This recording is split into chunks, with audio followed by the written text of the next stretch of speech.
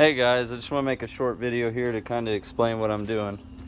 I'm trying to drop my F-150 here. It's a 1990.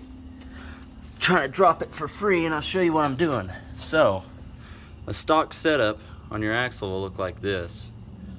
You got your plate up top, your perch underneath there, and your leaf springs all facing that way.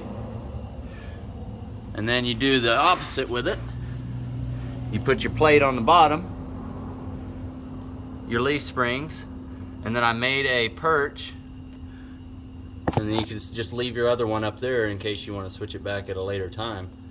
See, what I did here is I used a lawnmower blade because they're very, very hard metal, and I cut it to the same length, both of them. And this hole right here in the center is where underneath these leaf springs, there's a on the other side of this center bolt, there is a round part. It's not really a bolt head, but it's just gonna fit perfectly. I found this washer that fits perfectly in the inside of there. So what you do is you take this, you basically get it centered exactly and level, and you put that underneath here and weld it. Make sure you prep your surface really good. I probably should have done a better job on the other one, but I'm gonna do better this time. And you weld it up there, and then you basically just unbolt your leaf spring, shackle up here.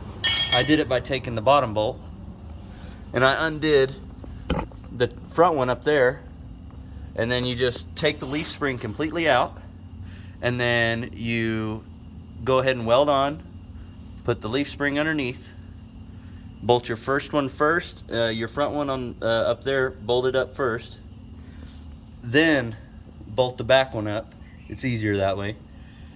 And then it should, when you're done, look something like this. Now, as a disclaimer, this is not extremely safe if you're wanting to still have the same payload in the bed, because your weight used to be supported underneath the leaf springs here, and so it was pretty sturdy. You know, you aren't gonna break nothing.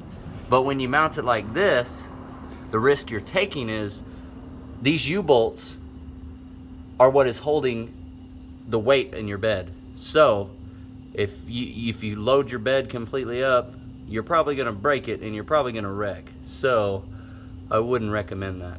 But if you're willing to assume the risk, and you're not really using this as a hauling work truck, then this might be the thing to do. But it is a risk, and I'm not responsible for it, anything bad that happens. But I welded that plate, and I got me to keep that plate from rocking side to side, I welded a grade 8 bolt to the original perch down to my custom one.